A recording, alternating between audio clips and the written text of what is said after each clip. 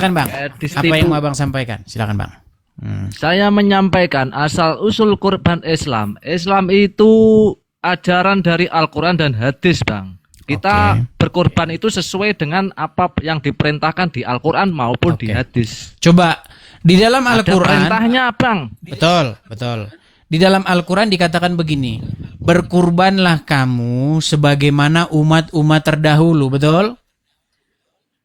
Oke. Oke, Ya, umat betul. terdahulu mana yang berkorban yang dimaksudkan oleh Al-Quran itu?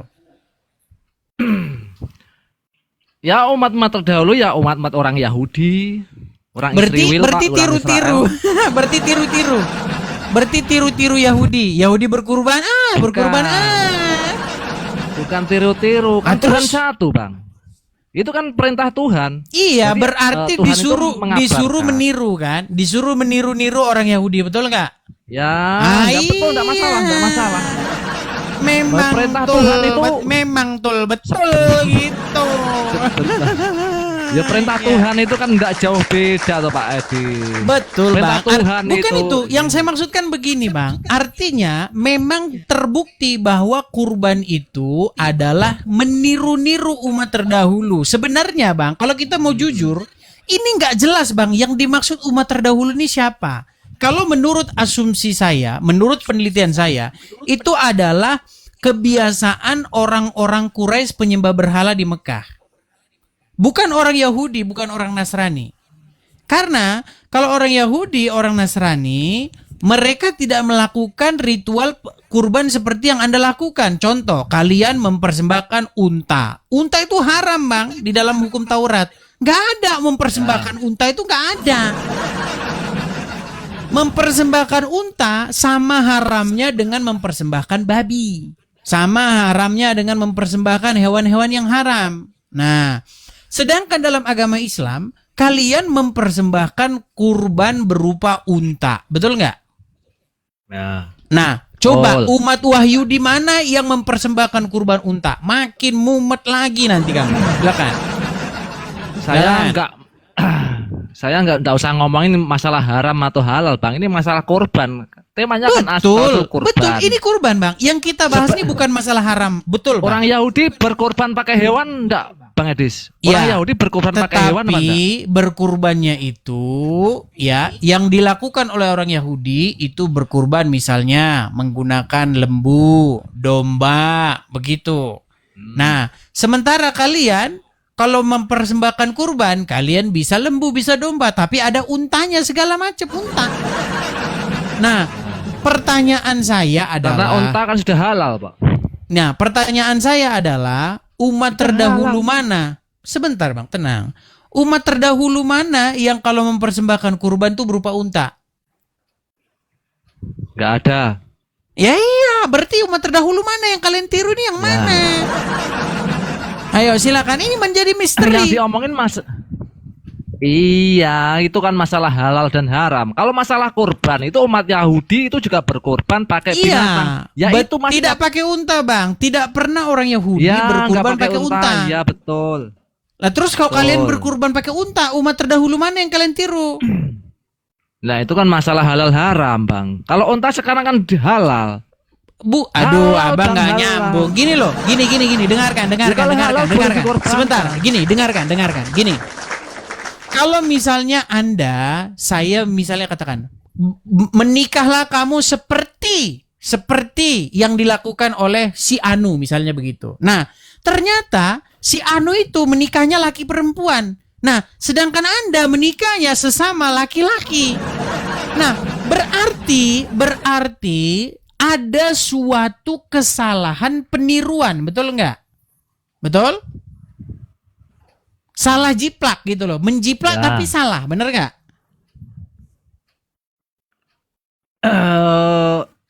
Yang dimaksud itu korban, Bang. Korban. Betul. Ya, kalau masalah pernikahan yang dimaksud pernikahannya yang dimaksud. Oke, Kalau masalah tetapi kalau boleh dan pernikahannya tidaknya sebentar, itu kan masalah lain. tetapi kalau pernikahannya sejenis gimana?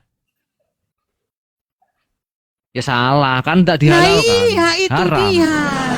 Berarti makanya ada sebuah peniruan, tetapi tiruannya itu nggak jelas yang mana yang ditiru. Nah, makanya ketika Anda mengatakan berkurban seperti umat-umat terdahulu, pasti tidak merujuk kepada umat Wahyudi. Pasti merujuk kepada umat-umat orang-orang Quraisy di Ka'bah itu. Nah, pada waktu itu, sebentar, saya kasih contoh. Nih, contoh. Betul atau tidak? Betul atau tidak? Abdullah pernah memberikan kurban itu berupa 100 unta di Ka'bah. Abdullah.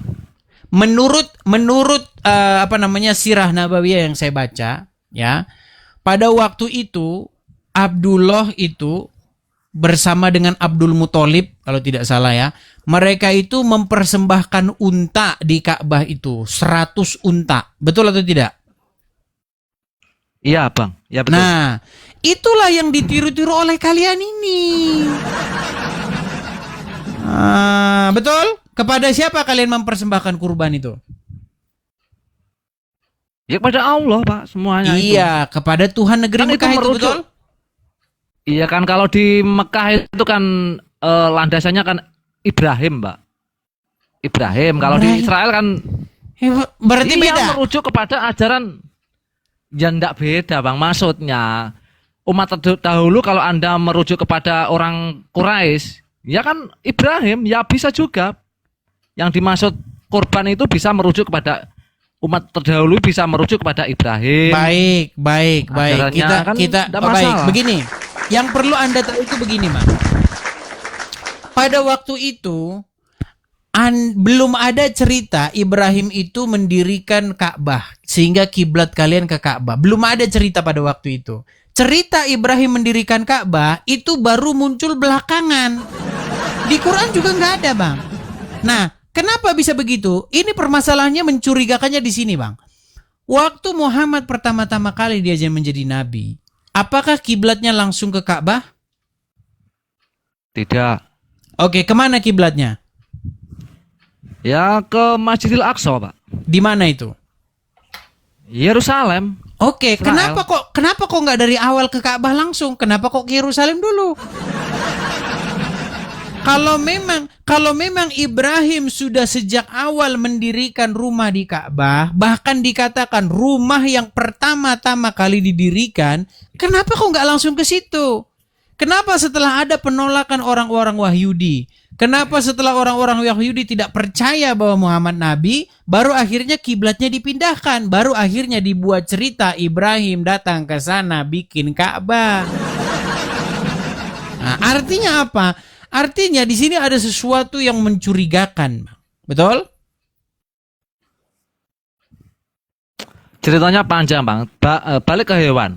Ini orang Yahudi berkorban pakai hewan, Muslim pakai hewan. Lah Kristen korban apa, Pak? Nah, makanya kalau orang-orang Wahyudi menurut hukum Taurat mereka mempersembahkan kurban itu dengan maksud apa? Dengan maksud pendamaian. Begitu. Karena apa? Karena ketika umat berbuat dosa, maka menurut hukum Taurat harus ada yang membayar dosa itu. Dosa itu harus dihukum begitu loh. Nah, bagaimana? Maka ditimpakan dulu kepada hewan-hewan tadi. Nah, itu menggambarkan betapa seriusnya dosa itu, betapa seriusnya pelanggaran itu, sehingga pelanggaran itu harus dibayar dengan nyawa, dengan darah. Nah, bagaimana pertanyaan Anda dengan orang Kristen bagaimana sekarang? Nah, ini pertanyaan yang bagus. Gini, Bang. Nah, di dalam iman Kristen, Bang, kami percaya bahwa Yesus kami itu adalah seorang imam besar, tetapi dia tidak datang membawa darah hewan. Nah, dia datang membawa darahnya sendiri. Ketika orang-orang menyalibkan dia, maka ia datang membawa darahnya sendiri sebagai korban persembahan yang berkenan. Apa itu maksudnya? Ketaatan ia sampai mati, kesetiaannya sampai mati, sampai meneteskan darah terakhir. Nah, itulah yang dipandang sebagai korban yang sejati, begitu. Bukan darah hewan, bukan dengan membawa hewan seperti itu, tapi membawa ketaatan kesetiaannya sendiri yang sampai meneteskan darah seperti itu. Itu di dalam kekristenan. Nah, sementara dalam Islam, nah ini di hari Idul Adha ini makanya saya tanyakan kepada Anda. Anda mempersembahkan korban ini dalam rangka apa? Apa maknanya? Nggak jelas, Bang, apa maknanya. Coba jelaskan. Apa maknanya mempersembahkan kurban itu? Silakan. Maknanya Harus ada kan- dalilnya. Harus ada dalilnya. Jangan Anda ngarang lagi. Kenapa kok Allah dipersembahkan korban itu dalam rangka apa memang? Ya kan ada perintahnya, Bang, di surat Al-Kausar itu. Iya. Berkorbanlah. Iya. Nah, Maksudnya itu dalam rangka apa gitu loh. aduh. Saya ulangi satu kali lagi ya. Begini. Angelmen pertanyaan. Ya, memang karena agama Anda itu nggak jelas asal usulnya. Gini, dengarkan. Di dalam hukum Taurat, kalau ada seseorang yang melakukan dosa, maka dosa itu di mata Tuhan dianggap sebagai sesuatu yang sangat serius. Nah, bagaimana caranya? Maka orang tersebut harus membawa ke hadapan Tuhan berupa hewan, entah itu lembu, entah itu domba, dan lain sebagainya. Nah, hewan itu harus ditumpas, harus disembelih. Nah, itu mengingatkan betapa Tuhan itu menuntut kematian atas perbuatan dosa. Kalau kau bikin dosa, kau harusnya mati. Darahmu harus tertumpah karena kau berbuat dosa. Nah, makanya Tuhan membuat solusi untuk sementara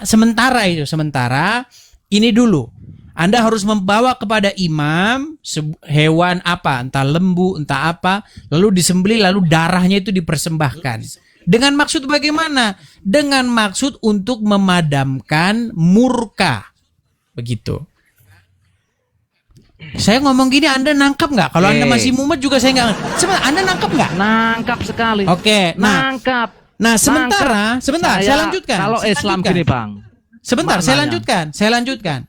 Sementara dalam kekristenan yang dibawa ke hadapan Tuhan itu bukan lagi lembu domba, bukan lagi sapi. Tetapi yang dibawa kepada Tuhan itu adalah hidup kita.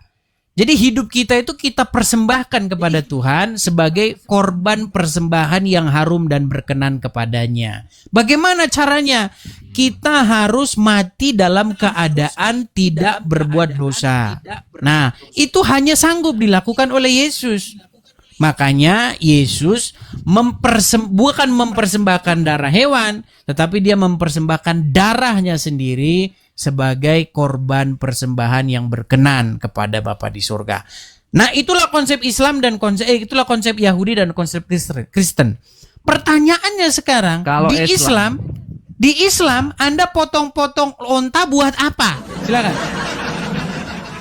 Nah, pertama itu perintah supaya kita ini bertakwa, Pak. Bertakwa. Ngerti kalau perintah yang itu sampai ngerti kepada Allah itu bukan darahnya. Iya, kalau kurban itu mengerti perintah. Kalau kurban itu mengerti perintah.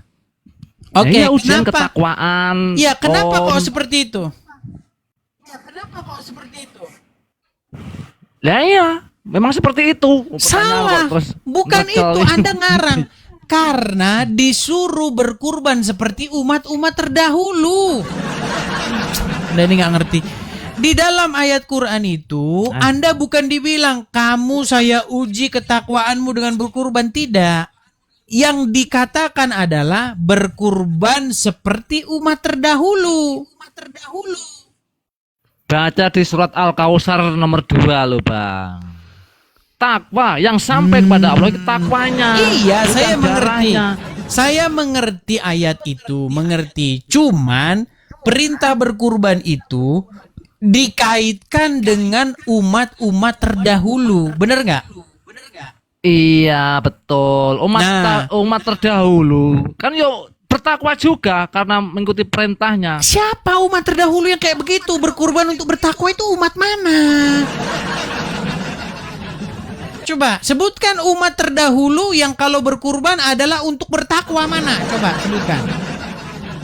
Ya orang Yahudi berkorban. Kan ada Mana? perintahnya. Nggak ada orang Yahudi berkorban untuk takwa. Memang mereka ini juaranya ngarang. Namanya kurban itu apa? Kurban itu dekat, mendekatkan diri kepada Tuhan. Itu namanya takwa loh, Bang Edis. Iya, Iya, toh, pertanyaan saya bukan itu. Pertanyaan saya adalah, kenapa Anda disuruh berkurban seperti umat terdahulu berkurban? Nah, umat terdahulu yang berkurban ini dalam rangka bertakwa itu umat siapa? Orang Yahudi nggak ada yang berkorban untuk bertakwa, itu nggak ada. Orang Yahudi berkorban karena kalau misalnya seseorang berbuat dosa, maka seseorang tersebut sebagai ganti nyawanya dia harus membawa lembu atau domba atau apa sebagai ganti nyawanya dia, karena dosa itu dianggap sebagai sesuatu yang serius dan harus dihukum. Oke. Nah, sekarang Anda berkurban itu bertakwa maksudnya gimana? Coba jelaskan. Bertakwa itu yang mendekatkan diri dengan Tuhan, taat. Namanya kurban kan mendekatkan. Tidak nyambung we. Iya, tapi kenapa kok hewan yang disembelih?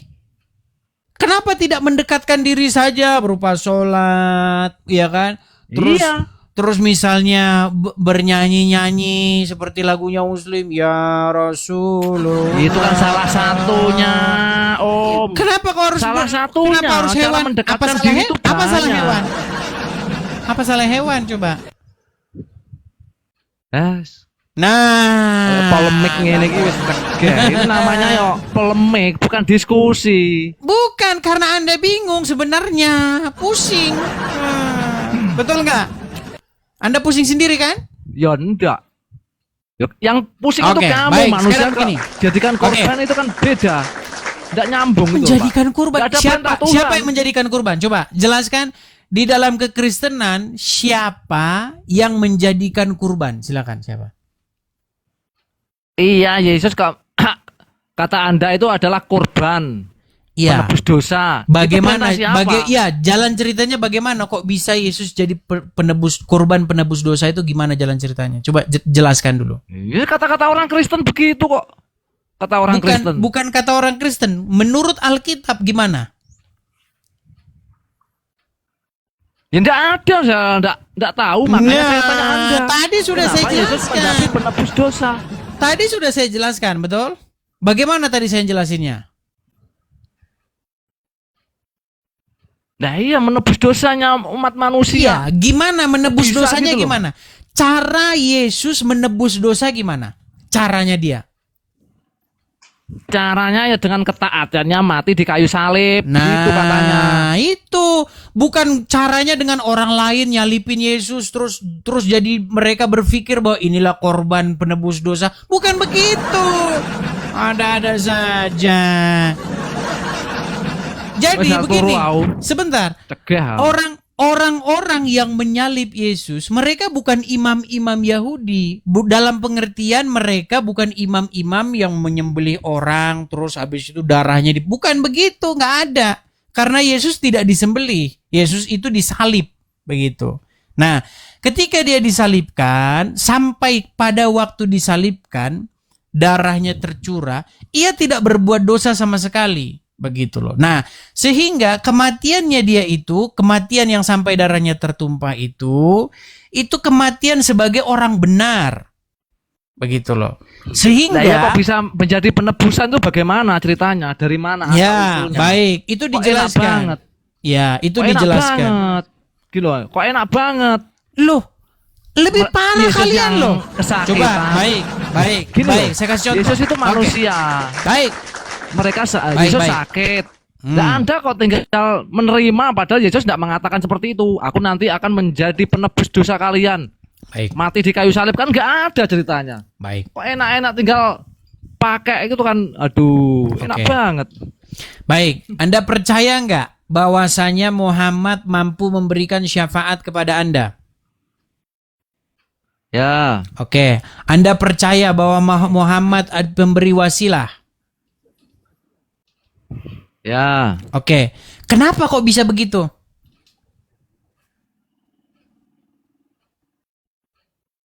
Jangan mumet-mumet. Kenapa Muhammad bisa memberikan syafaat? Oleh karena Muhammad, maka Anda itu akhirnya diselamatkan. Kenapa bisa begitu? Apa yang spesial dari dia? Adakah dia melakukan kebenaran di hadapan Allah? Begini, dengarkan saya. Sebentar, sedikit lagi. Ya. Gini. Saya pernah waktu SMP, jadi saya di kelas ketika pelajaran agama Islam. Nah, pada waktu itu bercerita tentang bagaimana di yaumil akhir, di hari kiamat tuh ditimbang dosanya. Nah, kalau dosanya lebih banyak, maka dia masuk neraka. Kalau pahalanya lebih banyak, maka dia masuk surga. Nah, ada pertanyaan pas di samping saya itu yang ngomong tuh, samping teman duduk saya. Pak, ya, bagaimana kalau imbang, Pak? Jadi dosanya sama pahalanya itu sama. Nah, jawabannya begini. Jawaban dari Pak Guru saya itu saya masih ingat. Dia bilang begini, maka di situ nanti akan ada syafaat daripada Nabi Muhammad. Muhammadlah nanti yang akan memintakan kepada Allah sehingga orang tersebut masuk surga. Itulah keistimewaannya menjadi seorang muslim. Ada Muhammad. Nah, sebenarnya Anda itu percaya dengan konsep seperti itu. Sebentar. Konsep di dalam Kristen, kebenaran yang dilakukan Tuhan Yesus itu menghapuskan kesalahan orang lain, itu sebenarnya ada dalam agama Anda. Nah, cuman masalahnya kebenaran apa yang dilakukan Muhammad? Nah, sebutkan kebenaran itu yang menyelamatkan. Gini loh, Bang. Kalau masalah itu yang menyelamatkan ya diri kita sendiri. Nabi Muhammad nggak bisa menyelamatkan orang lain. Oke, karena kita punya setitik iman. Kalau dalam agama Islam diselamatkan. Ya, dalam agama Islam itu Muhammad itu memberikan syafaat tidak? Iya, karena apa? Saya punya iman sedikit aja. Oke, bisa baik. jadi syafaat. Baik. Kenapa Muhammad bisa memberikan syafaat? Ya diberikan. Bukan begitu jawabannya. Kau juga nggak ngerti agama Islam. Iya, ya. Karena kebenaran yang dilakukan oleh Muhammad, keistimewaan Muhammad, kebenaran Muhammad, maka itulah yang membela Anda. Muhammad itu yang membela Anda di pengadilan yaumil akhir. Itu konsep agama Islam. Nah, Anda saja nggak ngerti konsep agama Islam. Wes. Aku tidur aku. Yang menjadi permasalahan sekarang adalah bagaimana Muhammad ingin memberikan syafaat, bagaimana ia ingin membenarkan Anda di hadapan Allah, membela Anda di hadapan Allah, sementara dia sendiri, siapa yang bela dia? Dia berdosa nggak? Tidak. Kau nggak pernah baca Quran. Kalau saya tunjukkan nanti ada dosanya dalam Quran gimana? Itu Nabi Muhammad mengajari umatnya, Bang, mengajari berdoa. Iya, berdoa. Bukan berdoa, berdosa. Kok berdoa sih? Iya, berdosa Nabi tidak dia? Muhammad mengajari umatnya bertobat. Tidak. Yang ditanya apa? Loh, yang kalau dijawab Yesus, apa? Yang dijawab, yang ditanya berdosa. itu Oke, tidak berdosa. Kalau saya tunjukkan ayatnya ini berdosa gimana? Ya tunjukkan. Baik, kita udah tahu kita itu, tunjukkan. Oke, ada Al-Quran di situ enggak? Betul, enggak ada, Bang. Enggak ada. Tapi saya pernah baca itu. Terus, pernah baca. Iya, berarti dia berdosa enggak? Iya, tapi penjelasannya bukan seperti itu. Sama Gimana? dengan Yesus Oke, ketika baik. saya berdosa kepada surga dan Bapa dan surga, itu kan ada Yesus juga berdosa. Kan ada juga. Mana? Coba malah tunjukkan. kamu enggak ada di kitabmu. Itu perumpamaan Aku anak berdosa. yang hilang gimana, aduh. Ya, kau mandi lumpur dulu sana, mandi lumpur dulu, mandi lumpur. Aduh.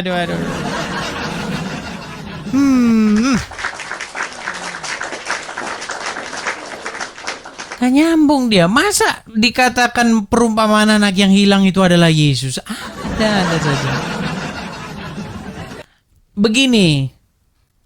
orang-orang seperti itu ketika baca Alkitab mungkin nggak tahu apa mereka sambil ngiler kah, apa sambil bentur-benturin kepala ke ubin atau bagaimana. Akhirnya mirip sama rokok kudus. Jangan membuat bagimu patung yang menyerupai apapun untuk disembah. Nah, kalau dibaca sama rokok kudus, buatlah patung untuk disembah. 11-12. Ada saja. Oke, kita kasih naik ada mahkota tapteng. Silakan mahkota tapteng. Silakan mahkota tapteng, nyalakan kamera Anda. Selamat siang, Bang. Sudah jam 12 siang. Silakan, Bang. Mahkota tapteng. Oke, mahkota tapteng nampaknya sudah tidur.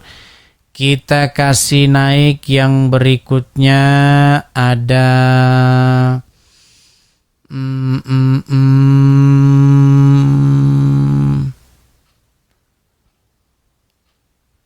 sebentar. Ini foto profilnya Excel Wesley. Foto profilnya kok